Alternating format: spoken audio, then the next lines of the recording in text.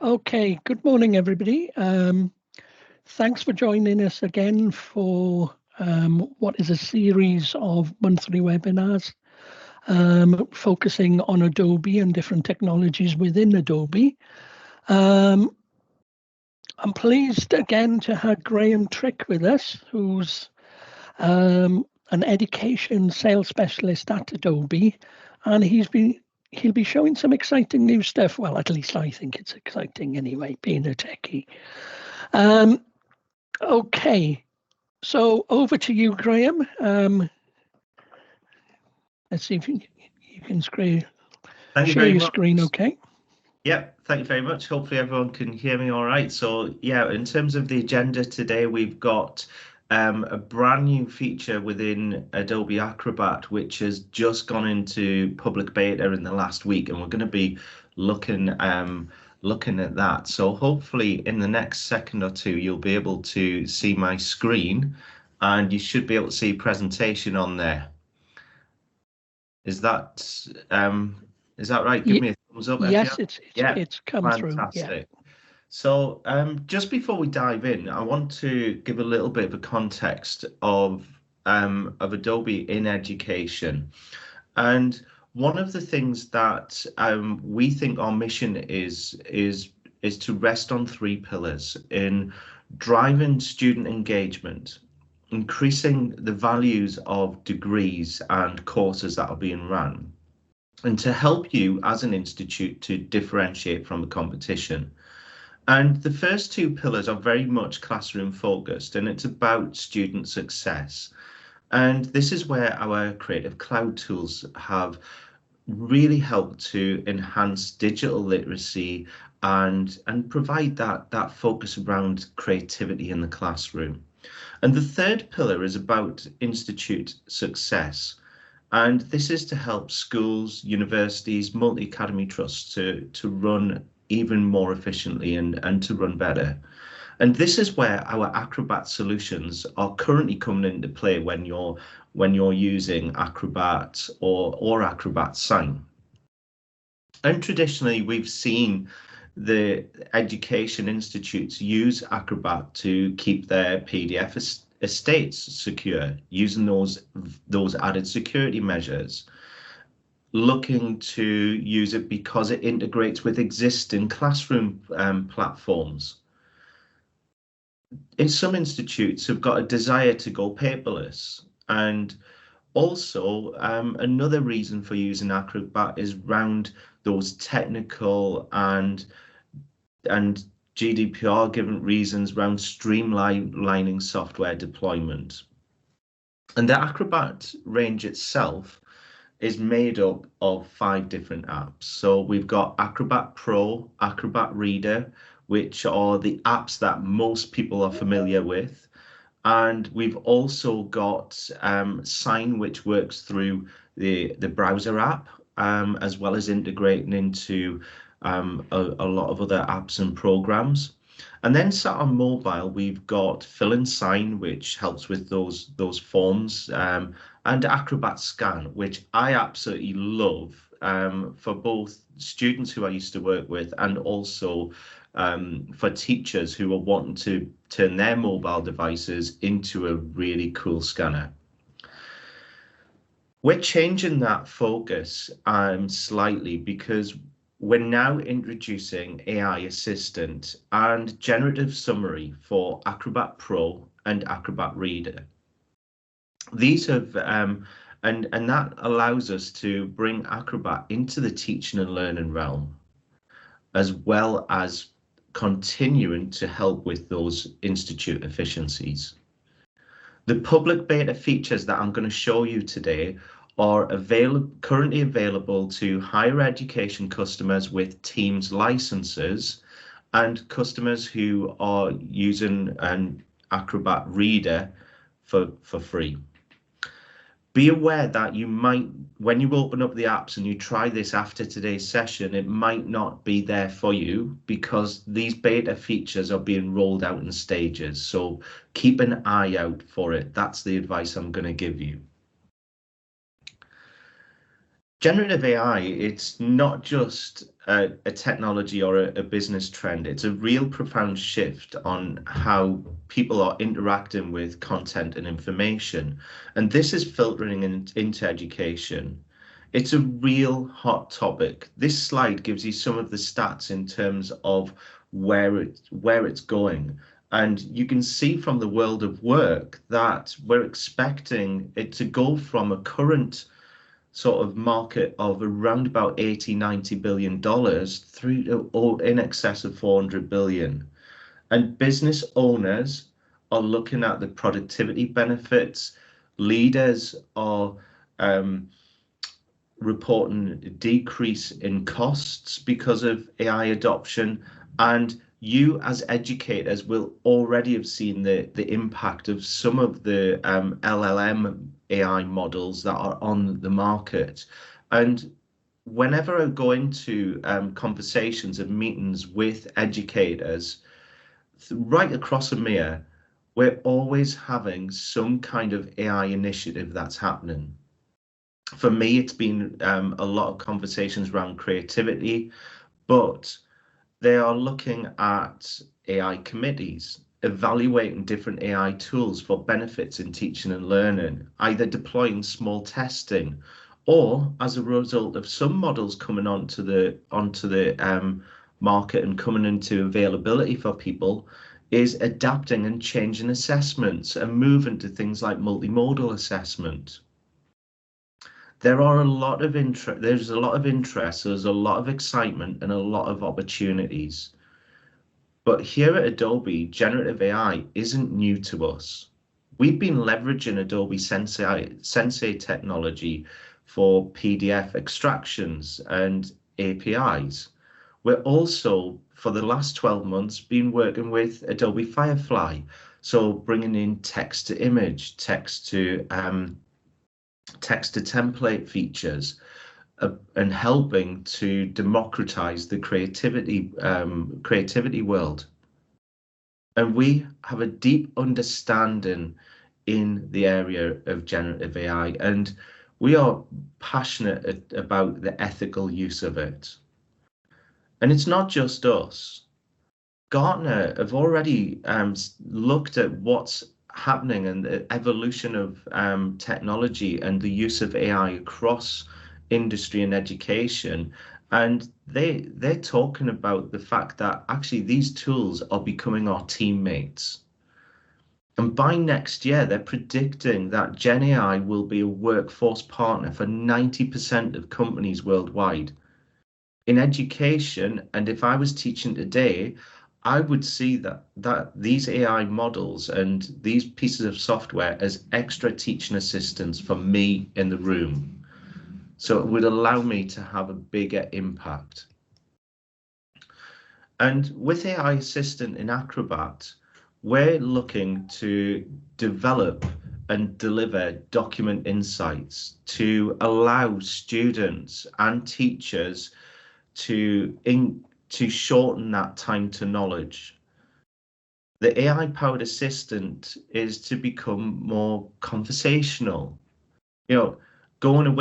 taking you away from those days where you were using Command F inside a document to try and find key phrases when you're looking at academic papers. We want to help you as a company. We want to help you with AI-powered creation, editing, and formatting. And we want to develop AI-assisted workflows. But we want to do that responsibly. And what we mean by that is what I'm going to show you today. As I'm showing and demonstrating this, none of this user data and data within these documents will be used for training. The results will be directly held and in a custom build attribution engine, and it will be governed by rigorous data access and handling controls. So what we want to do is to keep that within the domain of the expertise of the document and to keep it within the PDF.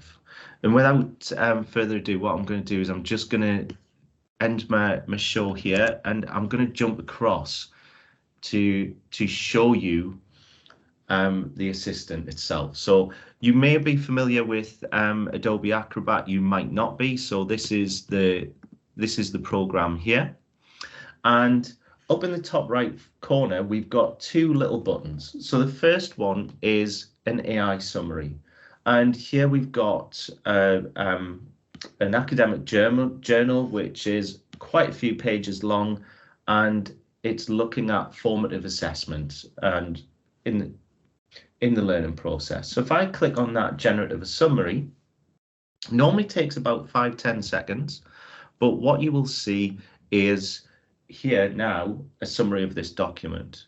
Imagine if I'm doing a module or I'm doing research for an undergraduate assignment. Journals are quite difficult to read for some learners, and knowing how to navigate them, knowing where to pick up key information is a skill that takes people quite a while to develop. Within this generative summary, what I'm able to do is very quickly, very easily look at the summary in layman's terms. And if I click onto this summary here and I go into the different aspects, what it's doing is taking me to the section of the journal. It's giving me a summary of the discussion points within it.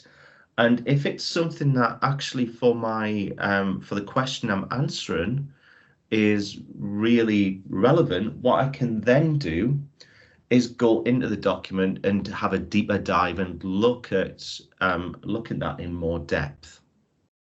So straight away, that's going to be helping me within that area.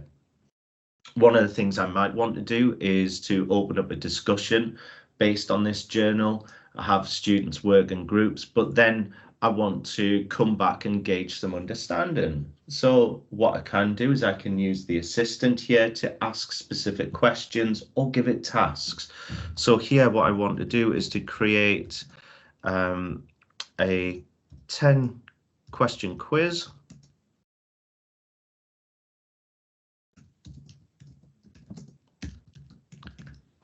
I really should get some lounge music for when I'm typing, because I'm not the quickest of typers, but create a 10-question quiz on the document. What it's then going to do is have a look into that, and it's going to create that quiz for me. So in here, you can see that it's got some one-word answers. It's got some longer answers as well. So where you've got the question, it will take you to the reference point and the citation within the document, so you can see where that is. You can sense check that what is being asked and what's referring to is correct. So again, with this being an artificial intelligence, what you want to do is to make sure that actually the context and what you're looking and what you're asking is going through there. For the answers as well, if I click on that, it will look at where it's pulling that information from. Okay, so again, if it doesn't quite get what you're asking for, you know where you can go into that there. The other area where you can actually help and support is something like creation of an outline for a lecture. So again, what I could do is create a presentation based on this journal. So again, what it's doing for me is it's not going to create the slides themselves. It's not going to create the transcript for me, but what it's doing here is it's gathering the information and giving me a structure that I can put in place, and it's giving me the key points that I can include within my presentation. You know, from good practice point of view, and if I was working with students alongside this, is then I would be looking at how they can use that, how they can adapt it, how they can give the right references, And, you know, as part of my assessment, I would be asking them questions around that. And again, you've got these citations which take you to different areas, and it's also given me advice. And I love this within the questions that I ask. So if you see here, right at the very bottom, remember to use visuals, use images, charts, graphs to enhance your presentation. Keep the slides concise as well. So what it's not telling me to do is copy this word for word. So this is, I love this in terms of that side of things. The other place where we can use this is within formative assessments or informal assessments. So here I've got a piece of work that a student has submitted. So we've got around explaining reasons why people live near volcanoes. And what I can do here is I can ask the question, you know, where in the document requires further explanation to improve the answer. So what I'm doing is I'm thinking about what I want to achieve at the end. I'm asking that question, and then what it's doing is it's coming through and it's given me tangible examples.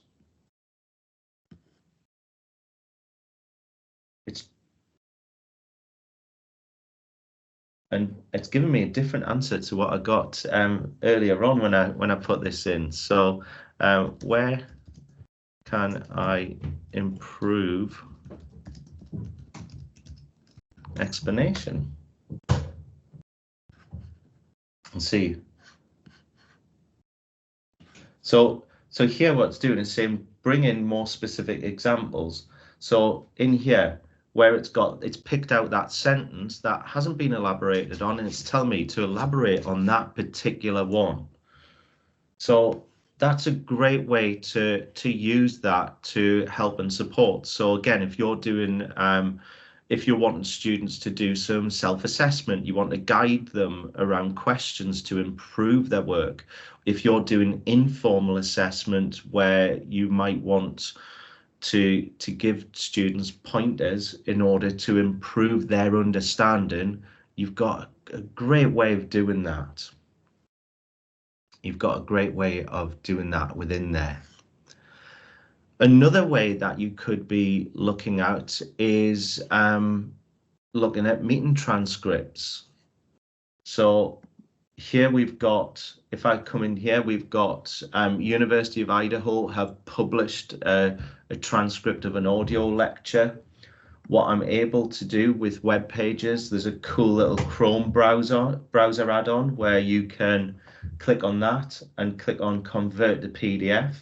So that's what I did within here. It gives you this PDF document, and if I click onto generative summary, gives me the transcript, it gives me audio, gives me summaries within that. I can easily copy them. I can copy all of the full summary. So again, you know, if you're giving audio lectures, if you've got, you know, summaries that you want to pass on, you might want to upload this transcript into your LMS, but you want a summary of what's going to be on there. This is a great way to cut your workload and help you to work a little bit smarter. And then the final example I was thinking of was things like in here I've gone for the Odyssey, which classic book. But what you might want to do is to help you to review materials. So what I want to do is to create a 500-word book review. So with this, it's limited to 125 pages. So here we've got chapters 1 to 6 out of this book at the moment in time, and you can see what it's doing is gathering that information and it's creating that for me. So again, what we're looking here is things that might be really time consuming, where you've got already got that knowledge, you can use the assistant to help and to support you. So again, with here, I want to just double check where these are coming from, and you can tell the different areas where those different parts have come from. Okay, so cool little site assistant. It's a feature that's going to develop, it's going to improve over time. We're hoping that by the time back to school comes, it will be available to everybody to use in general availability. But for now, it's in public beta.